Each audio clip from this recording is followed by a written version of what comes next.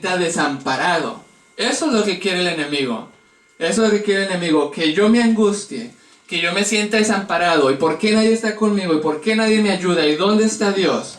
Eso es lo que quiere, que si caigo me sienta derribado, no me puedo levantar, no puedo ser el mismo. Pero Pablo dice, podemos ir de las experiencias negativas a resultados positivos en nuestra vida. Él aquí lo está hablando por contraste, él está diciendo angustiado, perdón, está hablando la primera parte como dice atribulado pero no angustiado, puedo estar apurado pero no estoy desesperado, perseguido pero no desamparado, derribado pero no destruido. Versículo 10, llevando en el cuerpo siempre por todas partes la muerte de Jesús, para que también la vida de Jesús se manifieste en nuestro cuerpo. Pablo sabía que cada sufrimiento lo conectaba a Jesús. Ayer yo les citaba Gálatas 6:17, cuando él dice, de ahora en adelante, nada me moleste, porque yo llevo en mi cuerpo las marcas, versiones en las cicatrices del Señor Jesús.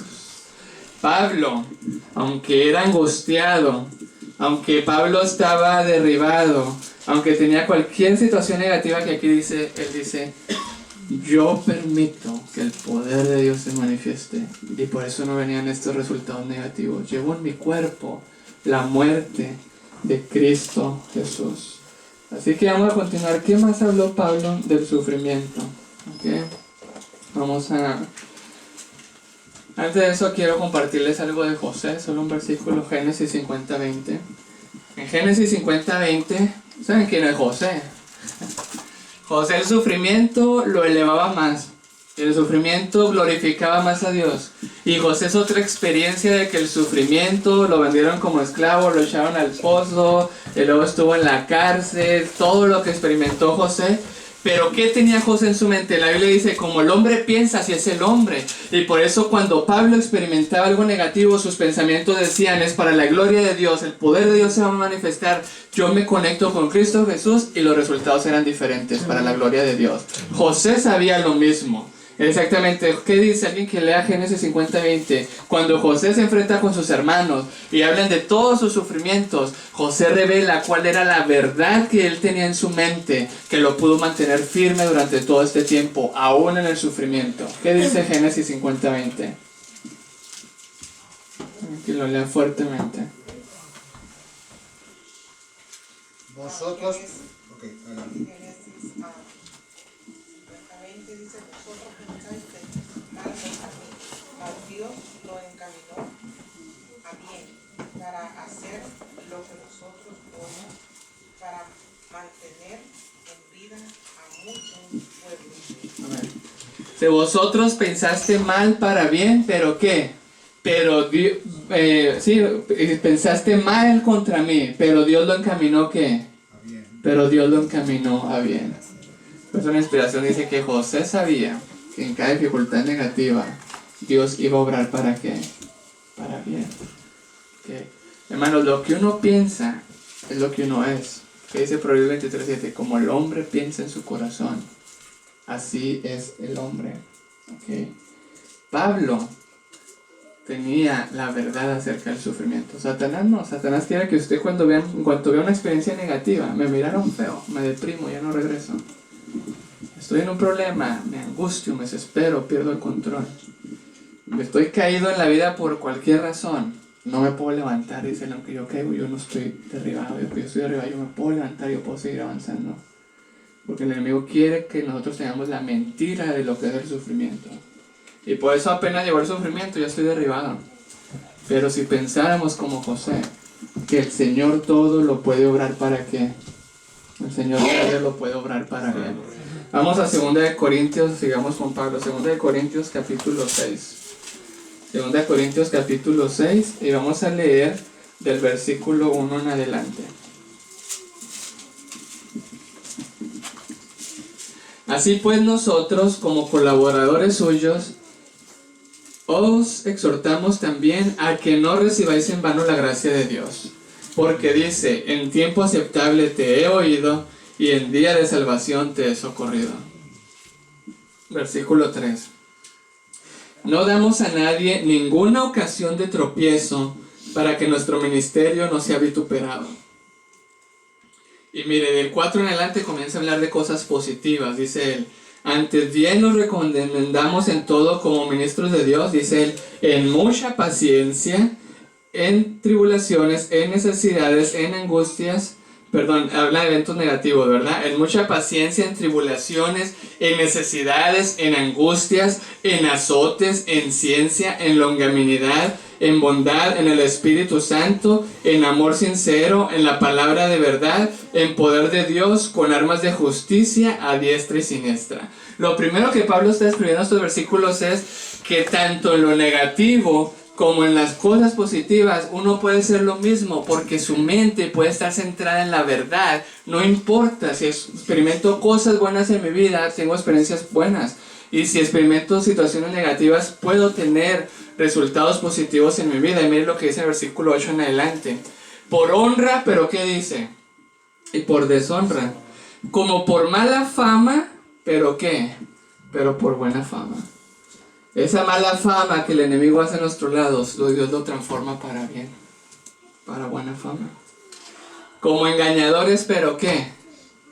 Pero veraces. ¿Cómo entender esto? Como engañadores, pero veraces. Como desconocidos, pero ¿qué? Pero bien conocidos. Hermano, cuando usted cree que nadie lo conoce, cuando usted cree que todo el mundo lo rechaza, usted es más conocido por Cristo Jesús. Como moribundos, más que he aquí que vivimos. Como castigados, mas no muertos. Versículo 10. Como entristecidos, pero ¿qué dice? Mas siempre gozosos. Como pobres, mas enriqueciendo a muchos. Como no teniendo nada, más que poseyéndolo todo.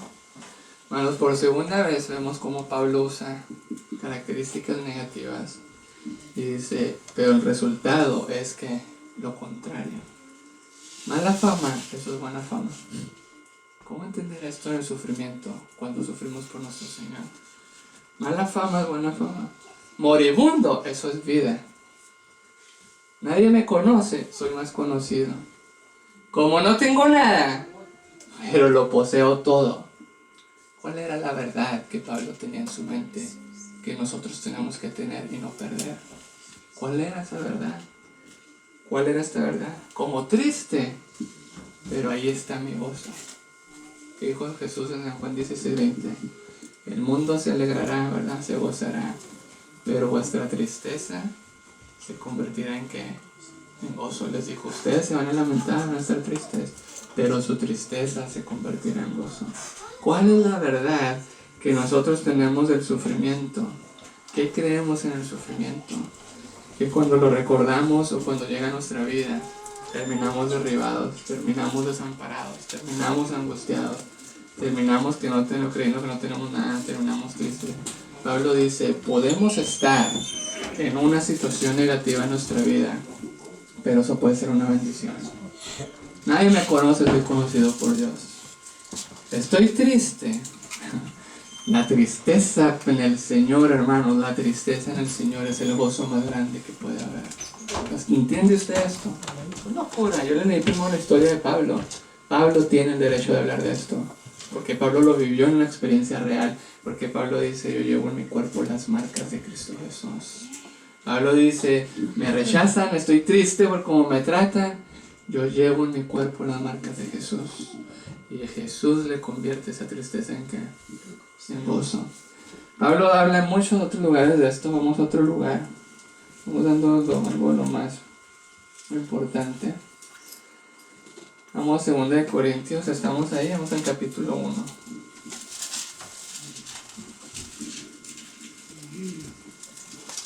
Segunda de Corintios capítulo 1, del versículo 1 en adelante.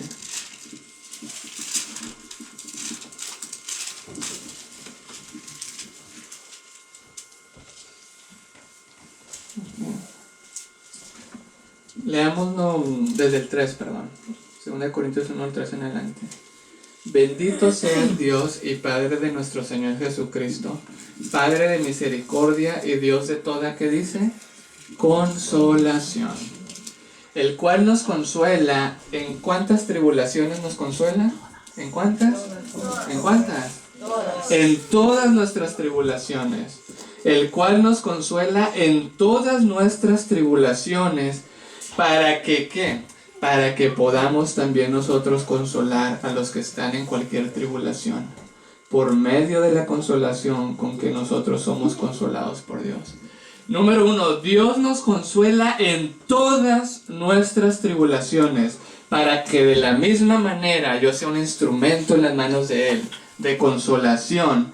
¿Y qué consolación? La misma consolación que hemos recibido de Dios, ministrarle a los demás.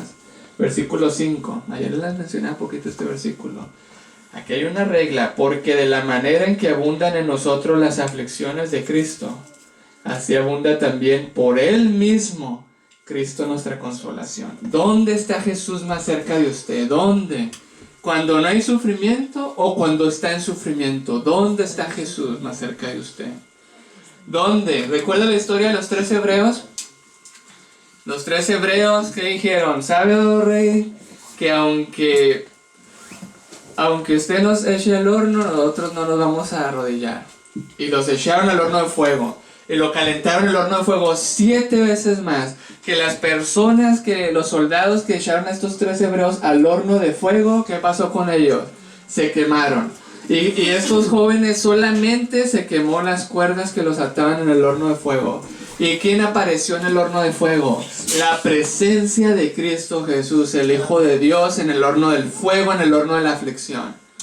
Y yo le voy a preguntar a usted, si usted hubiera vivido la experiencia de ellos, ¿qué hubiera sido más difícil para usted? ¿Entrar al horno de fuego o salir del horno de fuego? ¿Qué sería más difícil? ¿Qué es más difícil? ¿Entrar o salir? Salir. ¿Por qué, hermanita? Porque ella no estaría. ¿Qué piensa? ¿Qué piensa? Salir, entrar. ¿Qué fue? Ellos no tenían ningún miedo para entrar. Pero cuando ellos estaban en el horno de fuego, ¿quién estaba ahí? ¿Qué hablarían con Jesús? No sabemos. ¿Qué les diría Jesús? ¿Qué les diría Jesús? Yo imagino que Jesús les dijo, les está hablando el rey, tienen que salirse. El rey dice, ¿verdad? El rey los mandó a llamar. El rey dijo, yo veo 1, veo 4, y el otro que veo es como el hijo de ¿qué? El hijo de Dios, el hijo de Dios. Él vio a Jesús. Si usted está en la presencia de Jesús, ¿se quiere ir de Jesús? ¿Se quiere ir de Jesús? Sí, yo estoy de acuerdo con usted. Para mí hubiera sido más difícil salir. Jesús, pero aquí estamos contigo. Vamos a salir otra vez. Hermanos, es en el horno. Es en el horno de fuego. Es en el horno de la aflicción, donde Jesús se identifica más con nosotros. Pablo conocía esto. Y por eso Pablo, en su experiencia, azotado, decía Pablo, 195 veces azotado, 5 veces fue azotado, 40 veces menos 1. ¿Con quién se conectaba Pablo en ese momento? ¿A quién recordaría Pablo en ese momento? A Jesús siendo flagelado por los soldados, por el amor que nos tiene cada uno de nosotros. ¿Podemos nosotros ver a Jesús dentro de nuestro sufrimiento? ¿Podemos nosotros comprender que Jesús nació de una madre soltera? Lea San Juan 8, en San Juan 8, ¿qué le dijeron los fariseos a Jesús?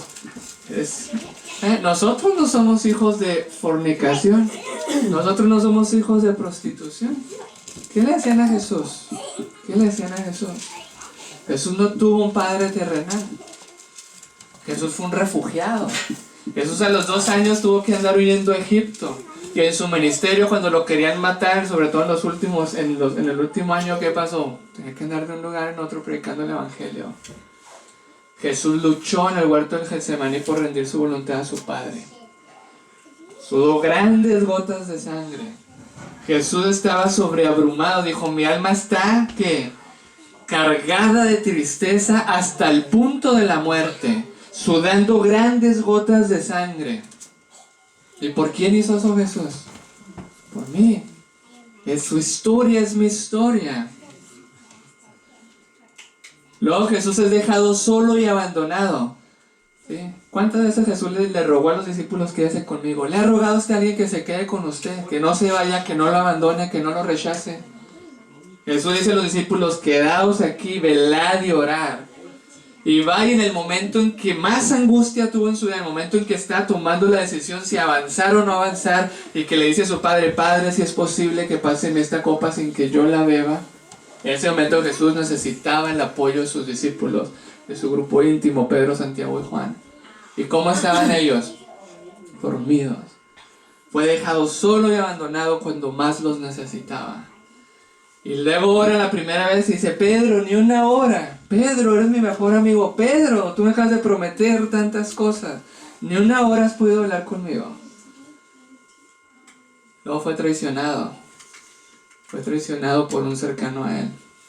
Las profecías, ¿no? Salmo 55, la profecía de la traición. Mi íntimo amigo, el que de mi pan comía, con el que comunicaba los secretos juntos, me traicionó. ¿Ha sido usted traicionado? ¿A quién ve usted cuando es traicionado? ¿Al que lo traicionó? ¿Ve su herida o puede ver a Jesús? Quiere pedirle a Jesús, yo te quiero ver ahí, que tú tomaste esa traición para yo poderte verte a ti y recibir tu verdad y tu paz y no estar viendo al que me traicionó, no estar con esa rabia, esas cosas que tengo por el que me traicionó. Y fue traicionado como con un beso, porque el cercano para traicionar tiene que fingir, tiene que ser hipócrita. Y Judas llegó y le dio un beso a Jesús. Salve maestro, salve maestro. Se puede identificar Jesús con nuestros sufrimientos. Se puede identificar Jesús con nuestros sufrimientos. Vendido por el precio de un esclavo. ¿Cree usted que no vale? Lo tratan como si no vale nada. Tratan mejor al perro que a usted. Tratan mejor al vecino que a usted. ¿Sí? Los hijos dicen, tratan mejor a mis amiguitos que a mí. Vendido como un esclavo. No valía nada. ¿Puede identificarse Jesús? ¿A quién veo yo? ¿A quién veo yo cuando soy despreciado?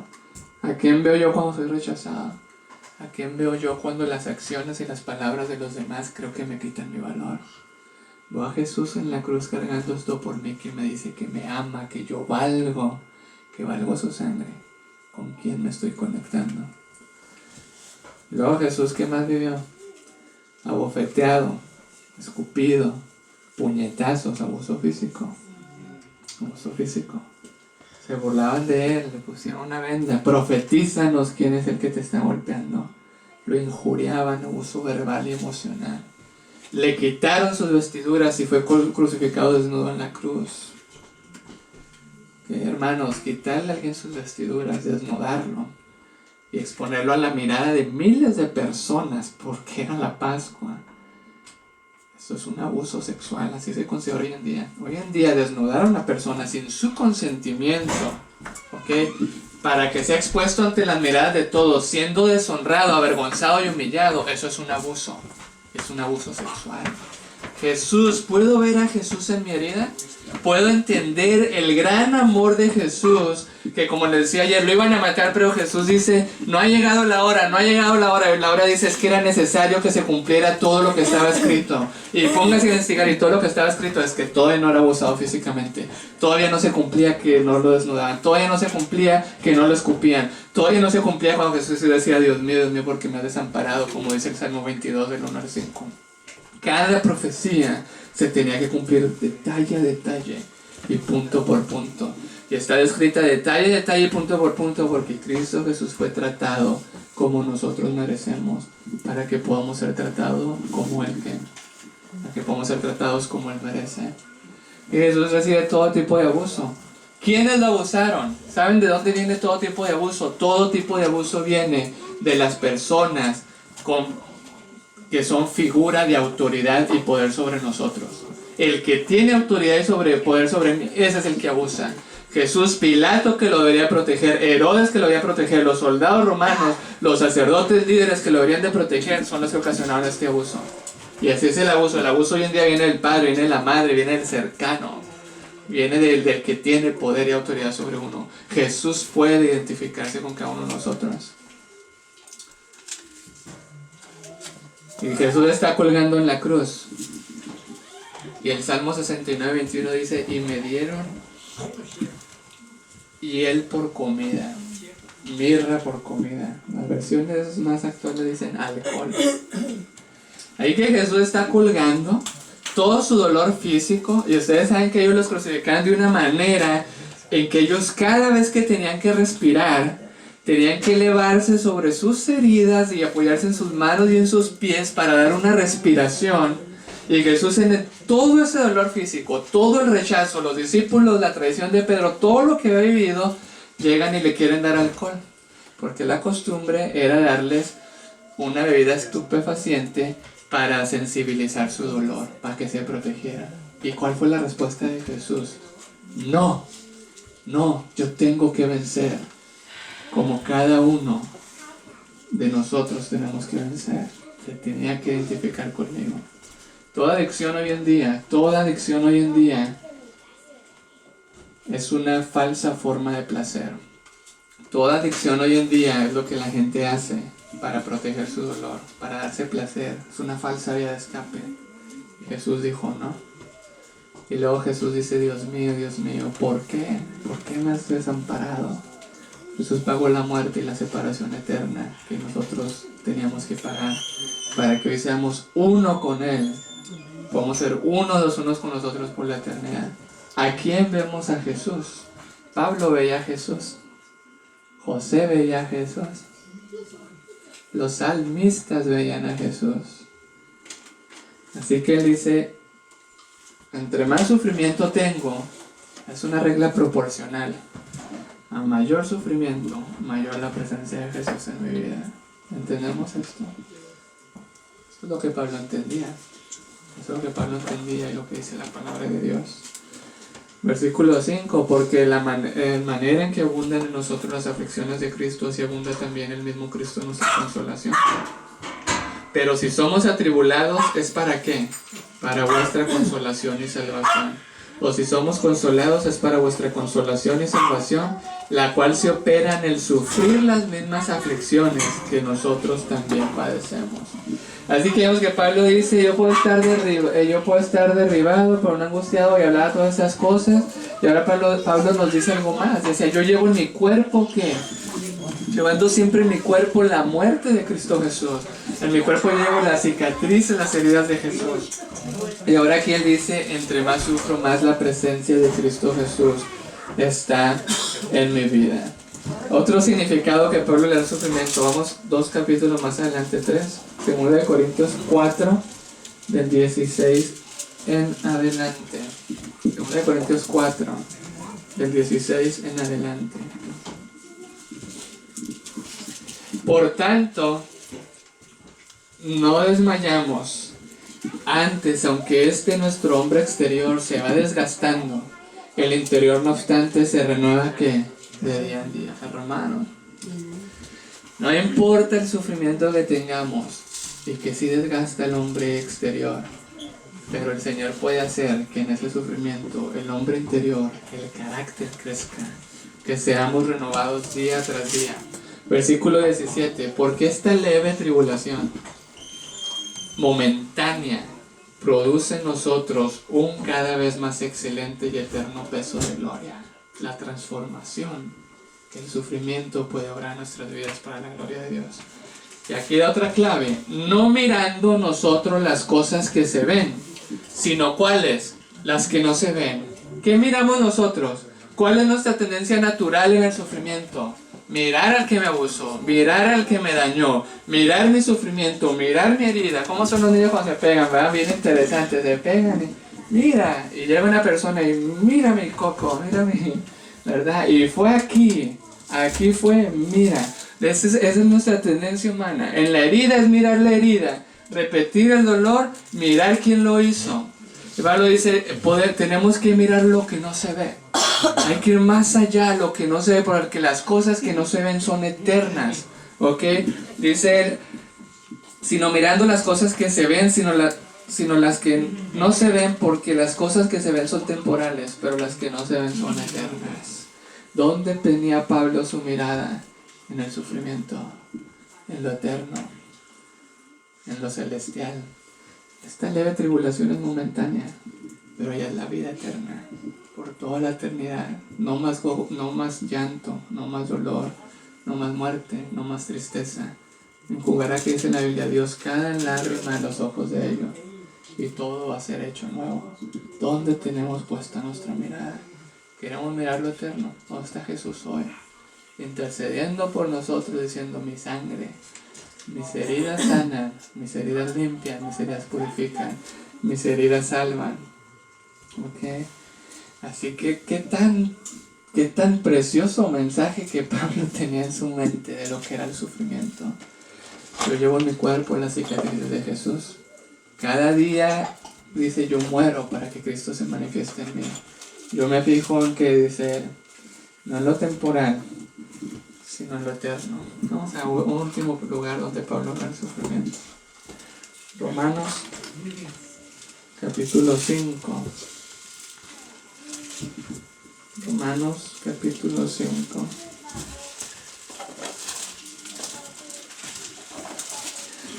Vamos a leer Romanos 5 del versículo 3 en adelante. Romanos 5 del 3 en adelante. Y no solo esto, sino que también nos gloriamos en las tribulaciones. Ay, Pablo. ¿Nos gloriamos en qué? En las tribulaciones. Las versiones bien modernas dicen, no solo esto, sino que nos alegramos de que tenemos que sufrir. Es locura esto, hermano. Nos alegramos, dice él, en las tribulaciones. ¿Por qué Pablo se podía alegrar en las tribulaciones? Vamos a encontrar otra de su fórmula. Porque dice él, sabiendo que la tribulación, ¿qué? ¿Produce qué? ¿Qué produce la tribulación? ¿Qué es lo que produce la tribulación? ¿Qué dice Apocalipsis 14:12? Aquí está la paciencia de los santos de los últimos días, los que guardan los mandamientos de Dios. ¿Y qué más? Y la fe de Jesús. Hermanos, la única fórmula que hay para la paciencia y el carácter de Dios es la tribulación. ¿Sabía usted eso? ¿O no lo sabía? Jesús lo sabía, que la tribulación venía a los discípulos y por eso les mostró el sufrimiento. Así que dice, sabiendo que la tribulación que produce, paciencia. Y la paciencia, y aquí las versiones son diferentes, dice, la paciencia produce un carácter aprobado. Otras versiones dicen prueba. ¿Ok? Esa palabra significa carácter aprobado, carácter en proceso de transformación. Pablo dice, yo me alegro en la tribulación porque la tribulación produce, ¿qué produce? Paciencia, y la paciencia produce un carácter aprobado, y el carácter aprobado produce, ¿cómo dice? Produce esperanza. En los siguientes versículos. Dice él, yo veo aquí una escalera. Cuando yo sufro en la tribulación, yo me alegro, porque sé que eso produce paciencia. La paciencia produce un carácter aprobado, y el carácter aprobado produce esperanza. ¿Sabe usted? Él está yendo desde la tribulación, desde la aflicción, ¿hasta dónde? Hasta la esperanza. Desde la tribulación, desde el problema, desde el sufrimiento, hasta la esperanza. Dice, yo sé esto, yo lo sé. ¿Y qué necesitamos para que eso sea una realidad en nuestras vidas? Lo que Pablo tenía, a Jesús en su vida. Y que Pedro se identificaba con Jesús. ¿Okay? ¿Cómo definió Pablo lo que es la esperanza? ¿Sabe qué es la esperanza? En el versículo 5. Él dijo que era la esperanza. La esperanza no avergüenza. ¿Nos está avergonzando a nosotros la tribulación? Hermano, la tribulación nos lleva a la esperanza. La esperanza no avergüenza.